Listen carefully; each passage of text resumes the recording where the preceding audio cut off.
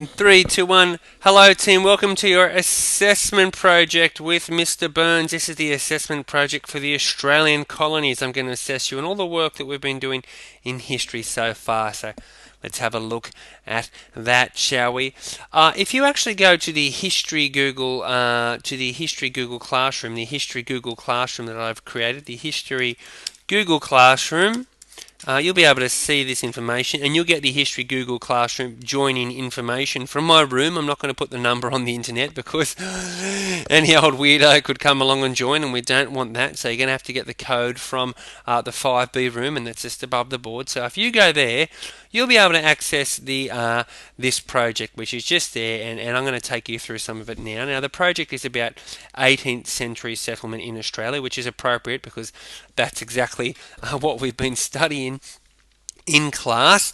And your assignment is to research a settlement in Australia during the 18th century. Now, we've had a good look at the Botany Bay one, so you're not going to do that. You cannot choose Sydney, Botany Bay, or Port Jackson. You've got to research one of these settlements. You can choose from Norfolk Island, you can choose from Brisbane, you can choose from Melbourne, you can choose from Adelaide, Port Arthur, Hobart, or Perth. And this is, of course, any of the other areas where our British settlers went to, apart from Sydney, Botany Bay, and Port Jackson. We've talked a lot about those. It's time for you to go and do some of your own inquiry, some of your own research. So you might want to note down somewhere what you're going to research. Perhaps you're going to research Norfolk Island. Well, that's fine. You can just make your choice about that. So do have a think about where you're going to research, for example. So we'll just move down here. You're actually going to present your findings using Google Classroom and using the slideshow application on Google Classroom.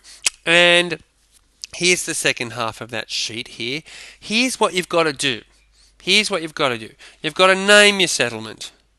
You've got to list the reasons why this place was chosen to be a settlement in the 18th century, the 1700s, 1800s. Why people came to this settlement. Name the people who were responsible for the decision to establish the settlement. Name the people who did the groundwork to establish the settlement. Describe the difficulties the new settlers encountered as they founded the settlement. We've talked about a lot of that with regards to Botany Bay and Port Jackson, but you're going to have to do a different one now. Outline how these difficulties were overcome. Provide a map of Australia with the location of your settlement. So where is it on the map? Provide an early map of your settlement. Provide a log of at least 4 websites you have visited or used in order to do this project. So if I were you, I'd be making a Google slide that had at least a title 1, 2, 3, 4, 5, 6, 7, 8, 9, 10, 11. Should have 11 slides, I think. You should have your title slide, and then you'd have another slide for all of these. I mean, you can't go wrong if you make a slide with all of those. It means that you're going to hit them all. So what I'm saying is one slide should be your title slide. Your next slide should have the name of the settlement. Your next slide should list reasons why this place was chosen to be a settlement. Your next slide should list reasons why people came to this settlement. Your next slide should, and so forth. I hope you understand that. If you go to the History Google Classroom page, you'll see there's a whole bunch of resources there. I haven't just sent you off into the wilderness all by yourself to do this all by yourself. I've given you, actually, Mr. Forrest looked up all these resources. So, check in with these resources. They should help you find the answers to these questions. Last of all, there's a rubric also on the History Google Classroom page. There's a rubric I made for you, and that rubric's going to show you how I'm going to mark this. Now, if you do this material, you get an A. So, for example, if your report answers all elements and questions of the research task, if the information is in depth and well thought out, if you, the student, provide further information on their settlement not listed in the research task, all the answers have been placed into the student's own words showing understanding of the content, I can give you an A for that. Great! If, however, your report just answers all the elements and questions of the research task, the information is in-depth and well thought out, all answers have been placed into the student's own words showing understanding of the content, but no extra stuff, I can give you a B for that.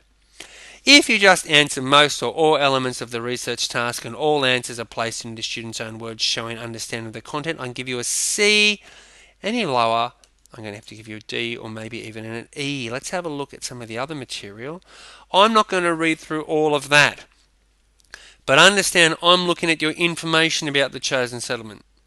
I'm looking at, are you able to do this? Provide an early map of the settlement and points out its location in Australia. Can you do that?